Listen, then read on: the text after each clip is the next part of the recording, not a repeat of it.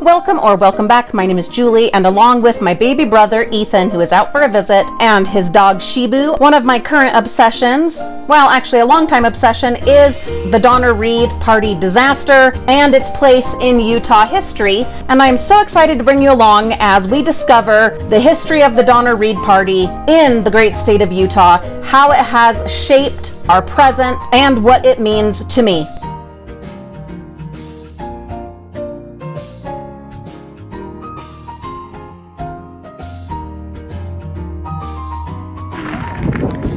We've made our way a little further up the canyon and happened upon another marker. This is Little Mountain Summit. Funny, they call it Little. Don't know that I would call it that, but anyway, this is the last summit in the Wasatch Mountains along the Pioneer Trail. From this point, the trail descends northwest until it reaches Emigration Creek. As William Clayton's Immigrant's Guide warns, the descent is very steep all the way. The Donner Party passed over the summit August 21st, 1846, and the Mormons on July 21st, 1847.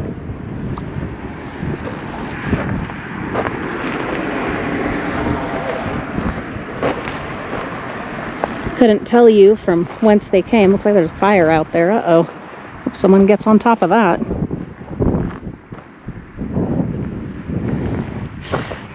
Ethan, where do you reckon they... From what direction? Like, would it be like right here? Oh, good. We've got a whole thing right here. Fantastic. So, would they have been possibly coming like down that way, up and over this? Yeah, I think they probably followed this right down to Emigration Creek. But what I'm trying to picture, because it's kind of hard to do, guys, with roads cut in, and, you know, because this mountain, this hill, rather, would have come, you know, it would have continued right down. This road has been cut out. I'm trying to picture their path,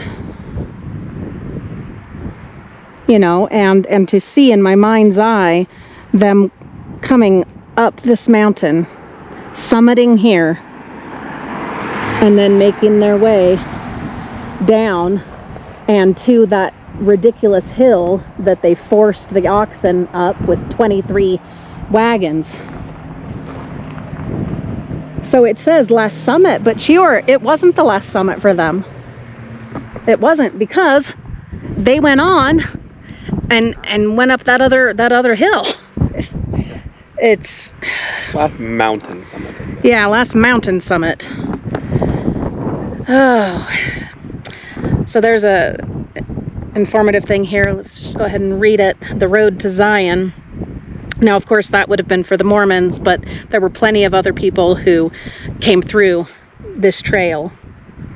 From the late 1840s through the 1860s, an exodus of more than 70,000 Mormons and others passed by here on their way to their new Zion in Utah. Starting from Nauvoo, Illinois in February 1846, the first group of at least 13,000. Do you know what? Think about our Donner Reeds and the path that they cut. 13,000 Mormon pioneers followed them along that path. Crossed the Iowa to escape religious persecution, then spent the next winter in the area of present-day Council Bluffs, Iowa, and Omaha, Nebraska. In 1847, Brigham Young led an advanced party of 143 men, 2 women, and 3 children. So the advanced party did have 2 women and 3 children. That's surprising to me. Along the Platte River. At Fort Bridger, Wyoming, they departed from the Oregon Trail to head southwest to the Great Salt Lake. Thousands of other Mormons soon followed. Today, a marked 1,624-mile auto tour route closely parallels their historic trek. Chior, that's a road trip. Look at this willing face. Well, look at this baby. Well, but it goes all the way back to Nauvoo. I don't know, but it says it parallels. That would, yeah. Because I'm looking here at this, and that's where we were, just barely, that this is the place. And it does, Chior. You start at Nauvoo. This is pretty much my drive back. Yeah, actually. One of these times, Chior, when you come out here, I'll go with you to Indiana, and we will go along this trail. Bada boom. That's a thing to do. Yeah, that is something I stop to think about every once in a while when I'm driving over here. I'm like, this is pretty much along the same, right? Yeah, you can go through here, go through there.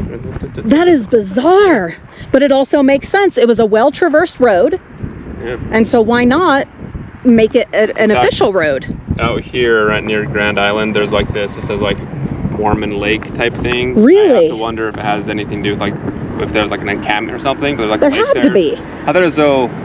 Actually, yeah, I thought it was so random. Where I was just driving in the middle of Nebraska and said, "Yeah, Mormon Lake something." Like, what the freak? That is just bizarre, Yeah. but it also totally makes sense. Yeah. No, that's going to be a road trip, guys. Yeah. Now, what about this fire out here? What do you think? Wonder if that's been reported.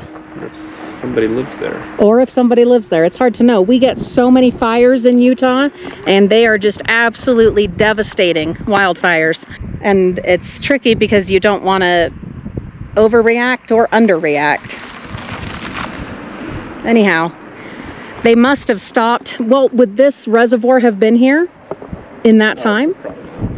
Okay, so see, that's another fact that's good to know. That looks so inviting and so lovely, but more likely than not, that wasn't here. Yeah, I bet the last thing they had was this river. Rock Springs. Yeah, Green River. Jeez. Wow. You know, I want to look into some of this. Mormon Flat and Hogsback Summit. We're going to have to figure out those too. I bet they sure loved coming across flats. Except for the salt flats. Sure.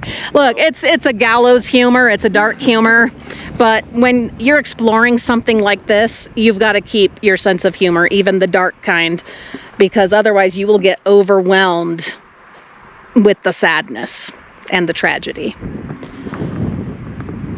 It is sure beautiful though. Jeez. But when they came over this, when did it say? 1846. Oh, but it was on this one that it said when they came through. August. And August is the hottest month here in Utah, as it is in many places. And so they passed over this summit August 21st. Ouch. It would have been absolutely miserable. Absolutely miserable. This makes me even more worried because the fire danger is extreme. I don't know, maybe we should report it, huh? Someone has to have reported it. That's the other thing.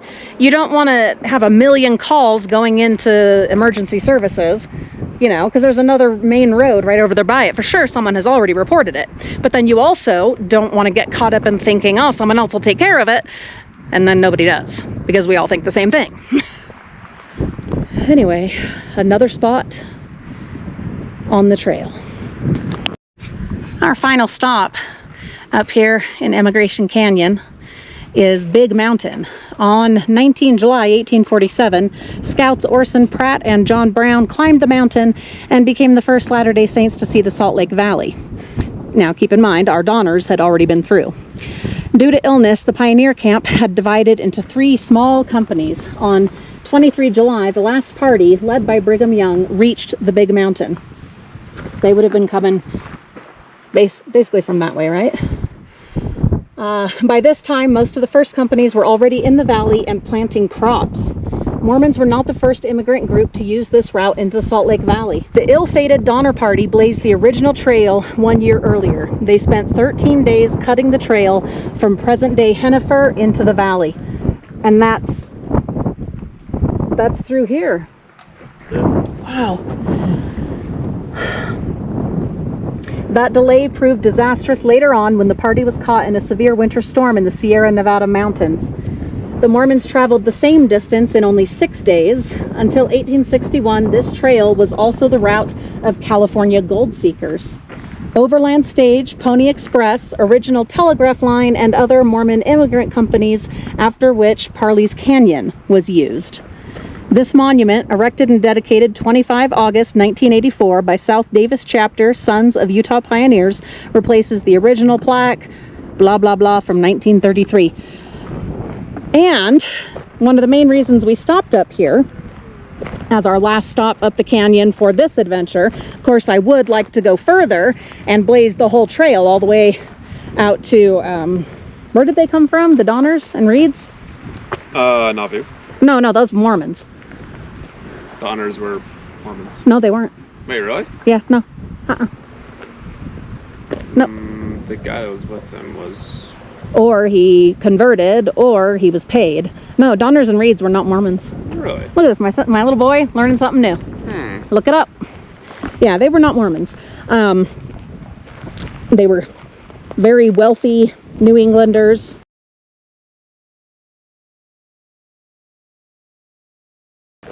Heading out, they sold all of their things and were heading out to gold country. Look it up. But they were doing it for the All Saints going from Nauvoo? Nope, they were doing it for themselves. They wouldn't have even come through here except that there was the Hastings cutoff. Otherwise, they would have stayed on the regular Oregon Trail. Yeah, I thought they were doing it to like lay out a trail. No, no, that would have been the advance party that Brigham Young was part of, but that came a year after the Donner Reeds. And no, they were just part of the, the gold rush.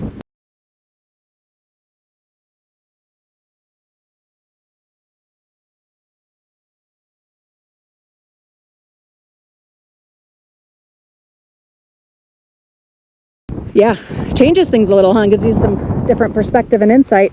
Anyway, so one of the things I wanted to see up here is this trailhead, the Great Western Trail, Mormon Pioneer Trail, and also Donner Reed Trail.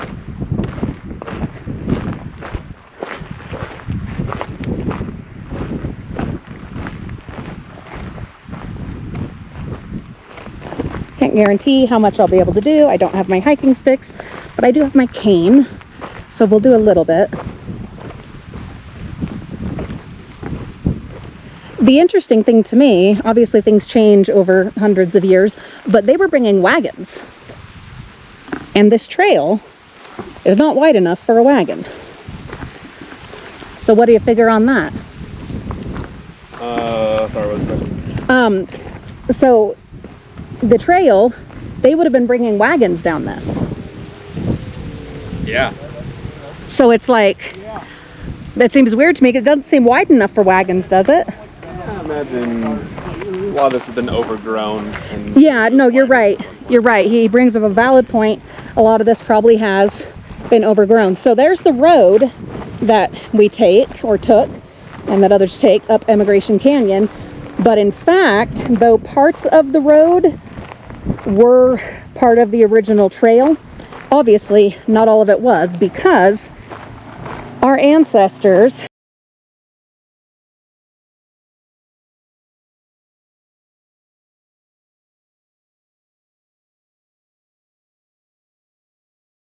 and those of the Donner Reed Party and then subsequent Mormon pioneers, some of which are in fact our ancestors, would have come down here. Why they picked right here, I could not say. But this was the very path. Wow, that's powerful. There's a lot of power in that, in realizing that, and in being on this trail. Me here with my GoPro, my smartphone in my pocket, comfortable shoes, driving up here in a car. But Reagan, I always do that. The rocks even, boulders that for sure would have been here at that time as they're bumpity bumping their way, wagons and all. I mean, it doesn't necessarily have to have been too much wider. The wagons just would have been coming at an angle through here. This just looks like any mountain trail. In Utah, we have lots and lots of them. Highly recommend hiking in Utah. Absolutely beautiful. And this could, if you didn't know better, just be any old mountain trail that the Boy Scouts made. But it's not. This was carved out of here by pioneers and settlers. It's with axes and by hand and shovels, and then leading their oxen and their wagons. How in the world would you get a 2 yoke of oxen? How would they even fit?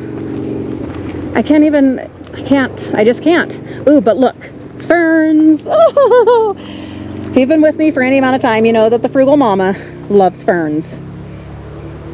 Oh, they're fabulous. Chiora, are you even appreciating these ferns? Huh?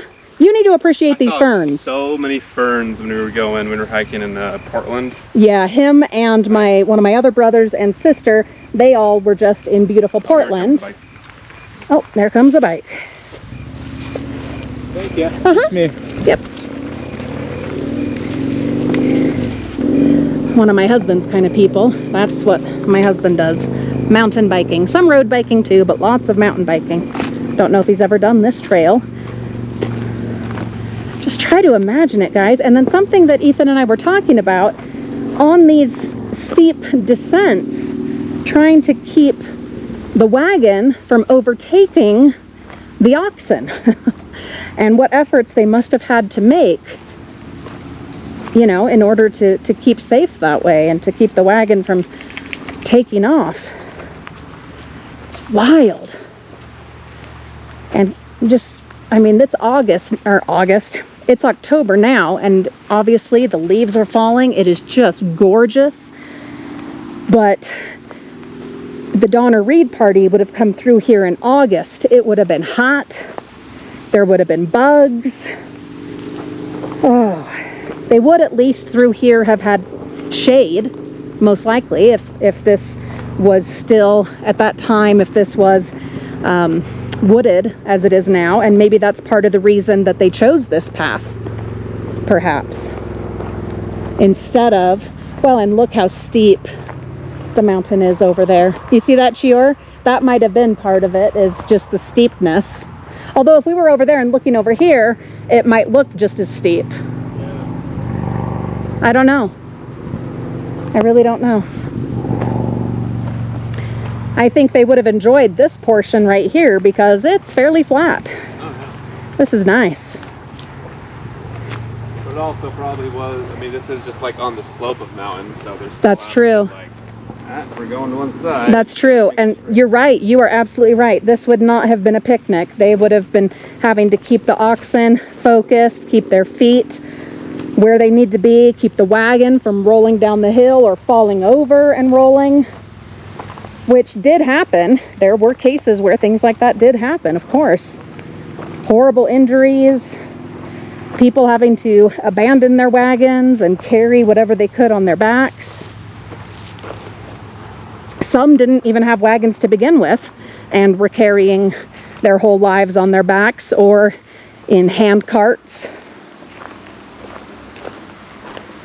We really could not have picked better weather, a better day.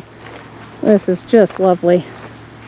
But I hope you can try with your imagination, my friends, to picture coming along this trail, and especially with the Donner's palace, their palace wagon, complete with a big old piano and all kinds of finery, silver, porcelain, a stove. It had a wood-burning stove inside, as I recall.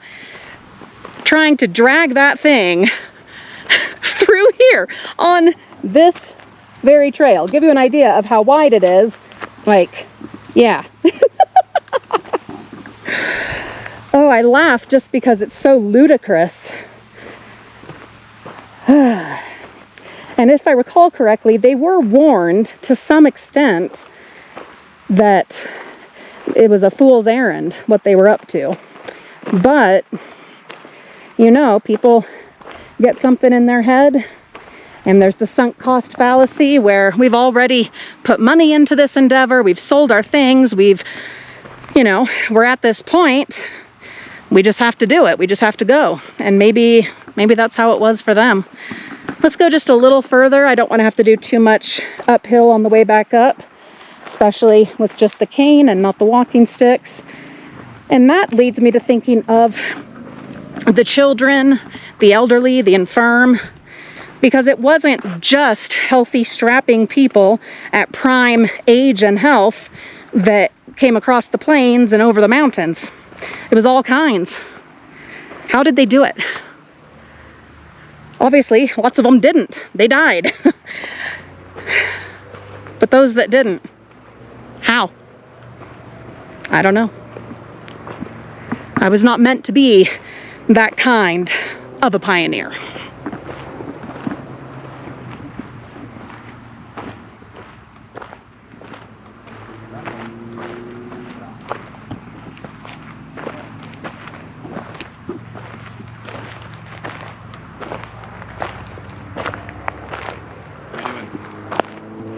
Doing all right. I just want to go just the tiniest bit further to be able to see past this grove of trees. And then we'd best turn around. Now then you also have these areas that are rocky or gravelly in those old shoes, and plenty of people that didn't even have shoes, and then wagons and then oxen. Trying to keep from sliding all the way down. Hey, at least you could see the valley for a good. Yeah, you could see it from here. How about that? That had to be encouraging. That had to be encouraging. Of course, for them, for the Donner Reeds, now for the Mormon settlers, yeah, oh, there's our destination, there's home. But not for our Donner Reeds. That was simply another thing to traverse, and then those mountains on the other side, still to conquer. That's... I'd have to think they went around the lake instead, because you don't have to go to those mountains to go out of the salt flats. So that's probably what they did, huh? Yeah. Yeah. So who knows, maybe the lake was a lot bigger where maybe they couldn't. And it was bigger. Yeah. It has shrunk significantly. I don't know. For their sake, hopefully there's some land between the lake and the mountain. Right. That they were able to go around. And I do hope to discover that and to get out there to the salt flats and try to experience a little bit of it. But we're gonna appreciate this view just here for a minute. Try to connect, if you will, with those shadows of the past. I mean, other than other voices of hikers and the occasional car going up the canyon, we're hearing the same thing that they would have heard as far as the nature itself. But just add to that, you know, the swishing skirts, the footsteps, the cloppity clippity cloppity of the oxen, the wagon wheels turning, jostling, bouncing over these rocks, the grunts and groans of the people. I just don't see how you fit a wagon through there. But again, like we were saying, some of this could definitely have overgrown. There would be no reason to maintain it as wide as it likely once was. I just want to go just a teeny bit further.